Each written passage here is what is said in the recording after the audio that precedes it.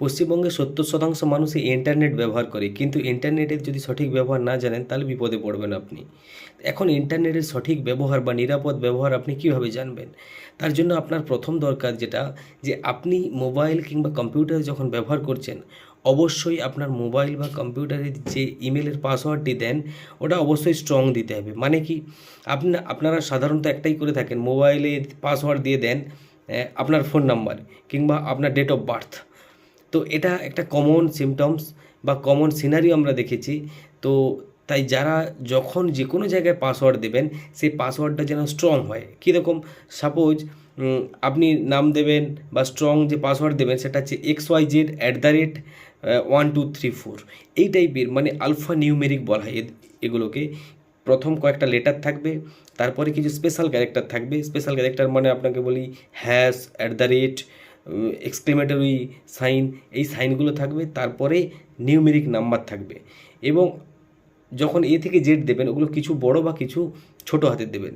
এর ফলে কী হবে, আপনার যে কোনো জায়গায় পাসওয়ার্ড যে হ্যাক হওয়ার প্রবণতা সেটা অনেকটাই কমে যাবে এবং আপনি সাইবার জগতে নিরাপদ থাকবেন। এবং দ্বিতীয় স্টেপ আপনাকে যেটা করতে হবে সেটা হচ্ছে, যে কোনো অ্যানোনিমাস যদি লিঙ্ক আসে, অ্যানোনিমাস বলতে অজানা লিঙ্ক আপনার হোয়াটসঅ্যাপ কিংবা ইমেলের মাধ্যমে এলো, আপনি যখনই ক্লিক করবেন তখনই আপনি ওদিকে যে হ্যাকার আছে, বিপদ ঘটানোর জন্য বসে আছে, সে কিন্তু রেডি হয়েছে, ফাঁদ পেতে দিয়েছে।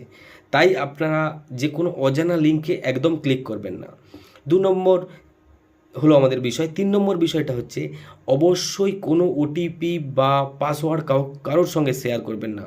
ওটিপি বা পাসওয়ার্ড কারোর সঙ্গে একদমই শেয়ার করবেন না কোনোভাবেই। যদি কাউকে প্রয়োজন হয় দেখা করে দিয়ে আসুন, কিন্তু কোনোভাবেই ওটিপি বা পাসওয়ার্ড শেয়ার করবেন না।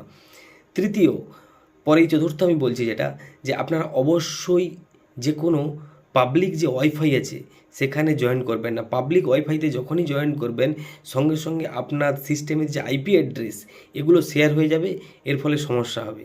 তাই আপনারা যে কোনো পাবলিক ওয়াইফাইতে গিয়ে কানেকশান করবেন না।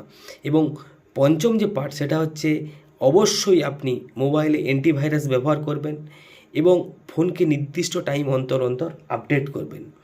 তাহলে আমরা ইন সাম কী বলতে পারি, যে ফোনকে যদি সুরক্ষিত রাখতে হয় আপনার প্রথম যে কাজ হবে, পাসওয়ার্ড দিতে হবে স্ট্রং, এবং যেটা কারোর সঙ্গে একদম শেয়ার করবেন না।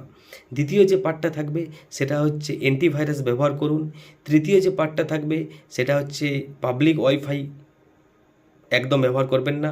এবং চতুর্থ যে পার্টটা থাকবে সেটা হচ্ছে, অবশ্যই আপনি কোনো ওটিপি বা পাসওয়ার্ড কারোর সঙ্গে একদমই শেয়ার করবেন না। এবং শেষমেশ যেটা, নিজেকে সুরক্ষিত রাখবেন সব।